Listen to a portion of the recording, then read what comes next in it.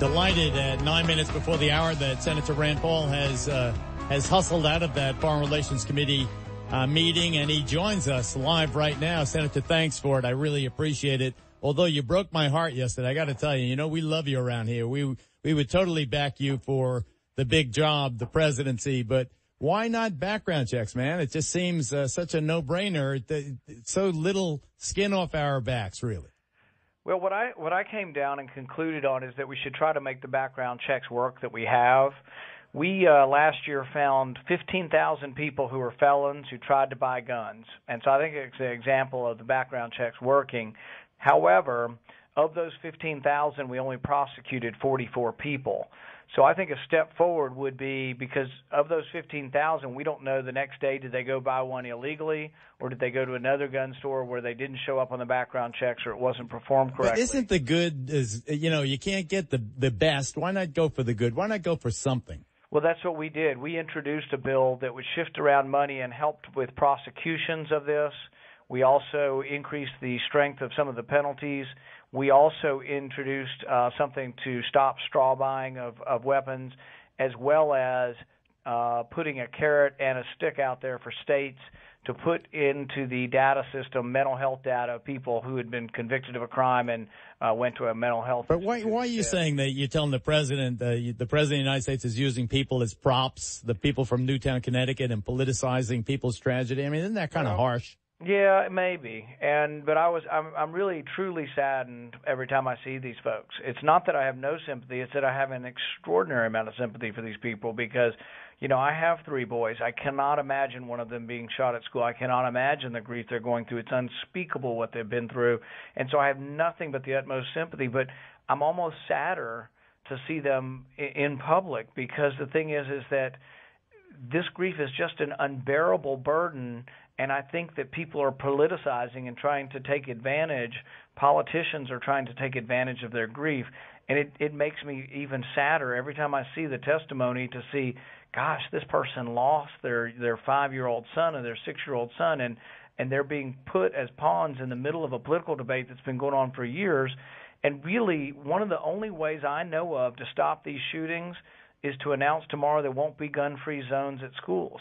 And many states are doing this and saying we're either going to have security guards. All right, you're going a little bit more, I wanted to concentrate on this background check. I hear you about the armed guards at schools. We back you on that one. But here, this is is it Nat? Are you from Newtown, Connecticut, Nat? Yeah, hi, this is Nat from Newtown. All right, you're on with Senator Rand Paul and Geraldo. What's on your mind? Can you say it quickly? Oh, first of all, we witnessed a horrendous act here recently, as we all know. Background checks, yes, I agree. We do need to enforce them a little stronger. But that's the point is we're kind of infringing with our Second Amendment rights here.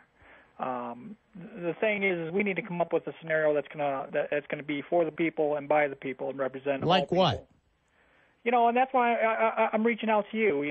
I'm liking what you're saying, but again, Rand Paul. All right, I only got a couple of minutes left. I'm gonna have to let the senator wrap it up. Senator, I don't know. Do you swear to God? I mean, we love you. Do you swear to God that the NRA didn't get to you and say they're going to put you on their report card, that they were going to grade this vote on the background check? As part one of the interesting things about that, Geraldo, is what? I don't think I have ever been called by the NRA since I've been here in 2 years. And on this vote, I was never, ever called or approached by anybody from the NRA. And I don't know that they even spoke with my staff, but I'm not aware of any communication with them. But I do want to do the right thing, Geraldo, and I do have an extraordinary amount of sympathy for these families.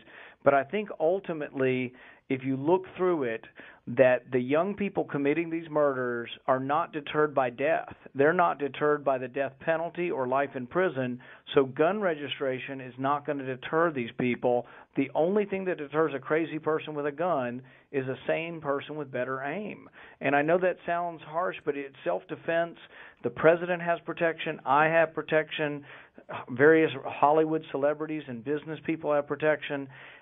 It isn't good that we have to do this. There is a sickness in our society that causes people to commit these horrific crimes, but self-defense is part of the answer, a big part of it. And most of the other solutions of registration and things like this go to the law-abiding citizens who aren't committing the crimes. And so what about Congressman Rand Paul, my guest, moving forward?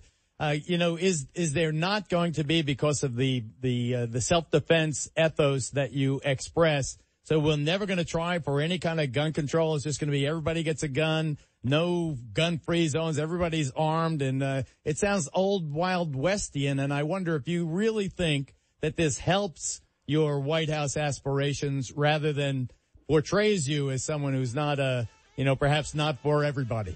Yeah, I guess I don't look at it particularly with regard to any politics of it, but I do look at the bill, and when I read the bill, in the bill that Schumer put forward, it would make someone a felon if someone took one of your guns and you didn't report it in 24 hours. So now we're making people felons who have things stolen from them instead of concentrating on the people who stole the weapon.